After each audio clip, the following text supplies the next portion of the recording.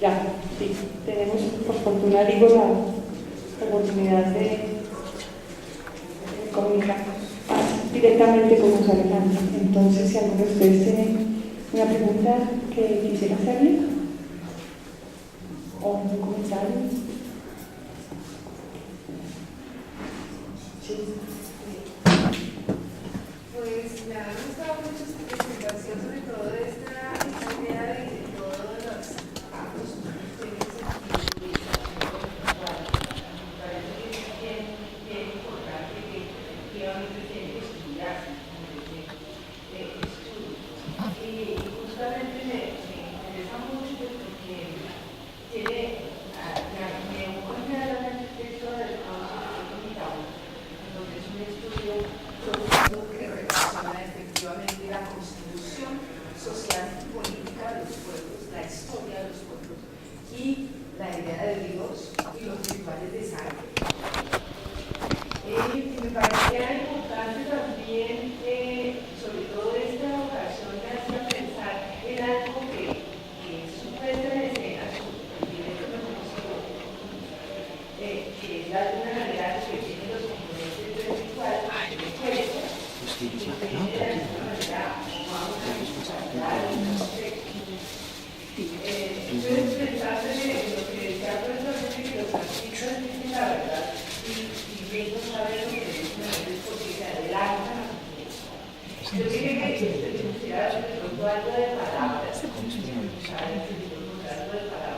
a elementos que vimos en esa puesta en escena teatral, como por ejemplo a mí me llamó mucho la atención del legado. Yo creo que esto tiene un sentido que claramente me llamó la atención en el contexto que se presenta. Y la monja y de alguna manera estuviera hablar un poco de lo que vimos y de su intencionalidad. Bueno, muchas gracias. Sí, tú dices que los artistas se adelantan, pero yo al contrario, yo miro es para atrás, ¿no? Yo miro de 1500 para atrás.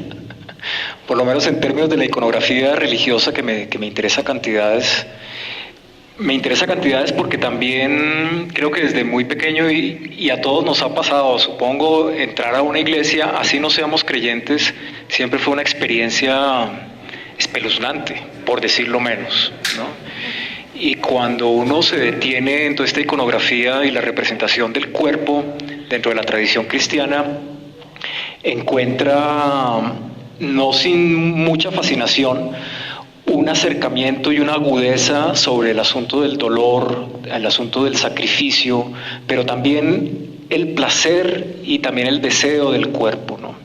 Esa mezcla tan ambigua para mí siempre fue realmente una motivación mayor, máxime que si tú estudias la historia del arte en Occidente, pues es inevitable pasar por la representación religiosa dentro de la tradición de la historia de Occidente, ¿no? Después, más o menos desde el año 2000, también me puse a trabajar sobre no solamente los problemas plásticos y de representación, sino también sobre las motivaciones políticas y los cruces que yo encontraba que había entre las representaciones religiosas y las formas de la violencia de los años 50. Yo creo que también, como muchos de ustedes seguramente, cuando leyó los dos tomos de la historia de la violencia en Colombia, ¿no?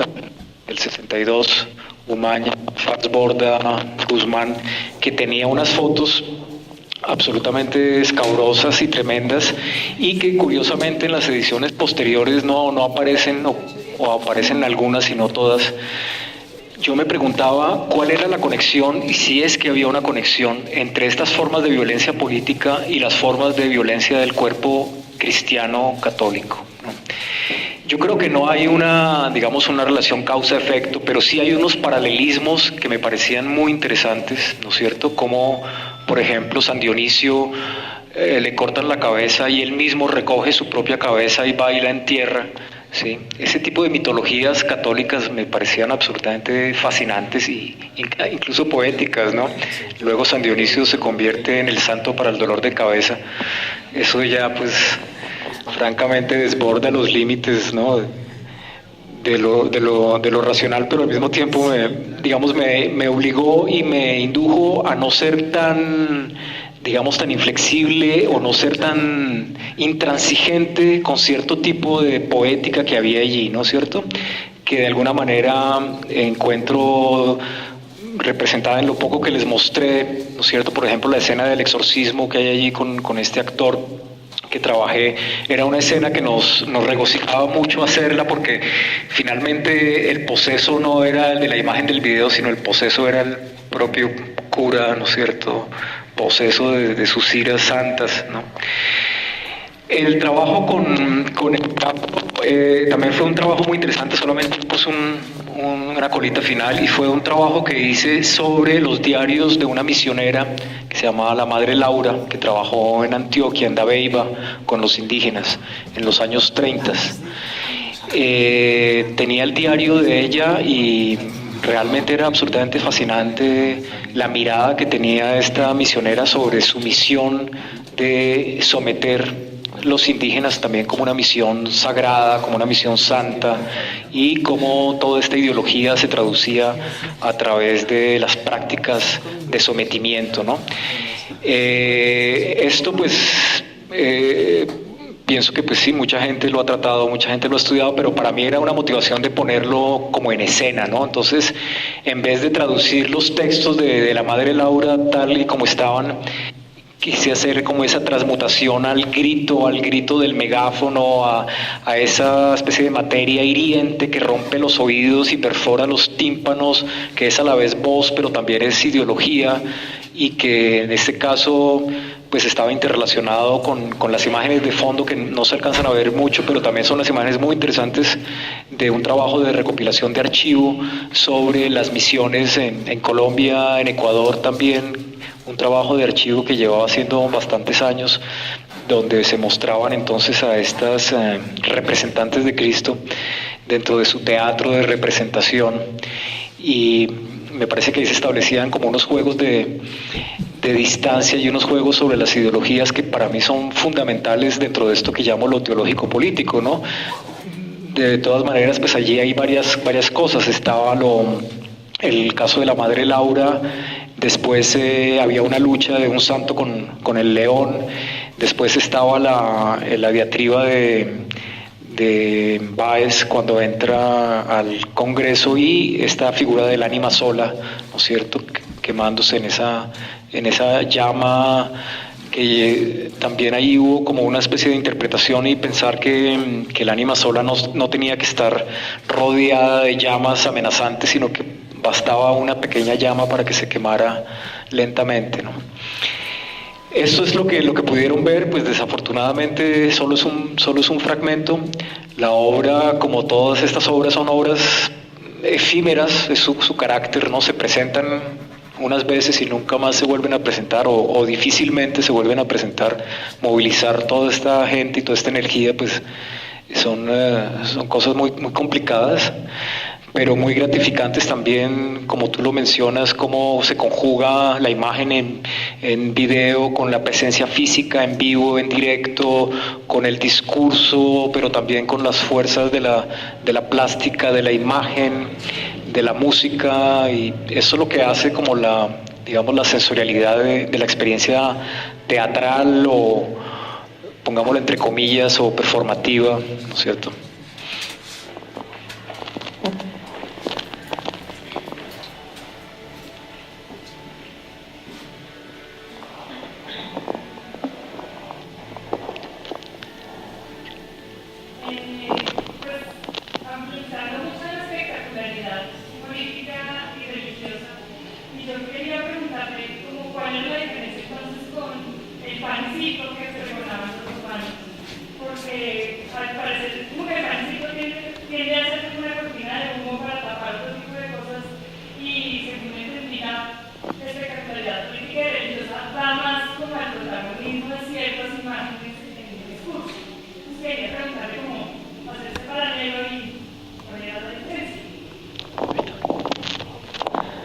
Difícil pregunta.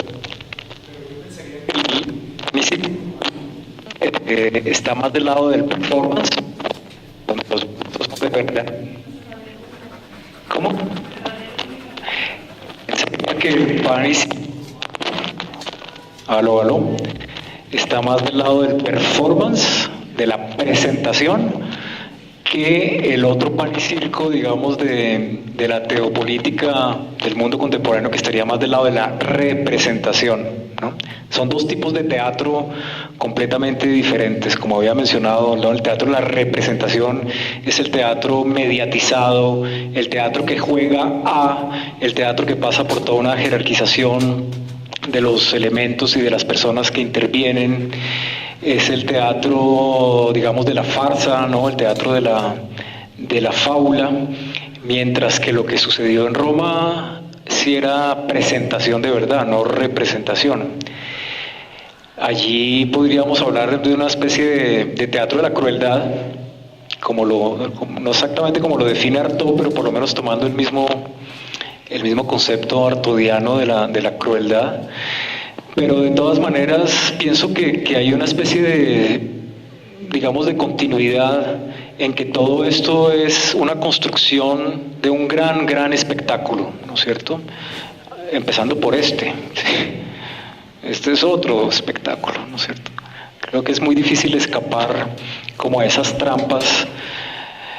Lo que sí se puede de pronto es renunciar quizás en el mejor de los casos, a entrar dentro del universo también de la compraventa del espectáculo y del universo también de la promoción del espectáculo como bien cultural que se puede capitalizar, que se puede intercambiar, que se valoriza, que produce plusvalía también, que produce ganancia, que produce fortunas incluso, ¿no es cierto?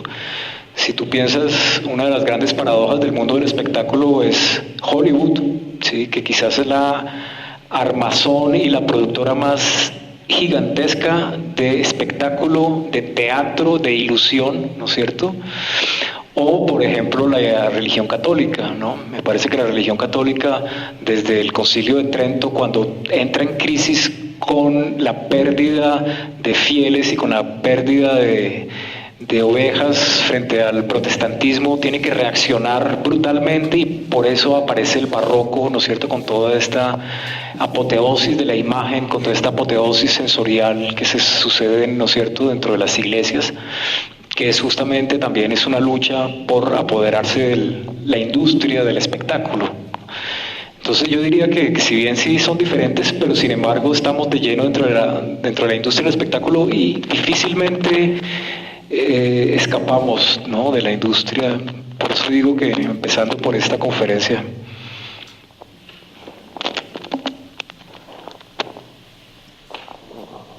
¿Alguna otra pregunta o intervención? ¿Intervención para preguntar o intervención?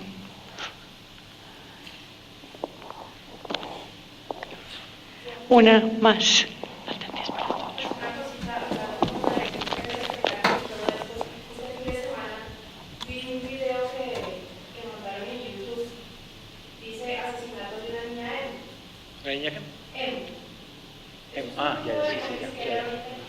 Entonces, es el video del asesinato de la niña. Sí, la cogen otros jóvenes, la niña tiene como 15 años. La cogen a golpes así terribles hasta que no se puede levantar, y al final cogen un ladrillo y se lo revientan en la cabeza y la mano. Entonces después salen haciendo una alegación y dicen que, bueno, eso supuestamente sucedió en México. Después dicen que no sucedió en México sino en Irak, y que la niña no era una niña emo, sino una niña kurda. El punto es que en los videos se observan pues las personas que la están golpeando, que la están matando, pero se ven todas las personas con el celular filmando, ¿sí?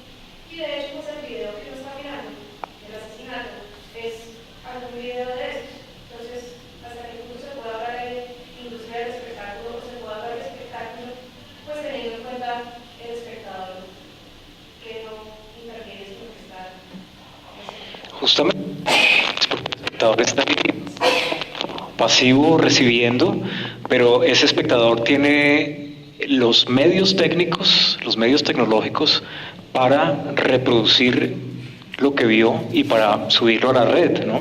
Nada más ese gesto es el de la persona que hizo eso, es un gesto que cree que está de lleno dentro de la industria del espectáculo, ¿no? Así no le represente dividendos, aparentemente, porque son las nuevas reglas, digamos, de la red, pero sin embargo hay toda una industria, ¿no?, de ese género de videos que seguramente con la pornografía hace parte de un renglón económico muy, muy fuerte, ¿no es cierto? Creo que la pornografía es, después de la droga y después de las armas, como el tercer renglón de economía más boyante, más fructífera. Entonces, sí, todo cabe dentro de la industria del espectáculo, todo. Hasta los consejos comunales, ¿no?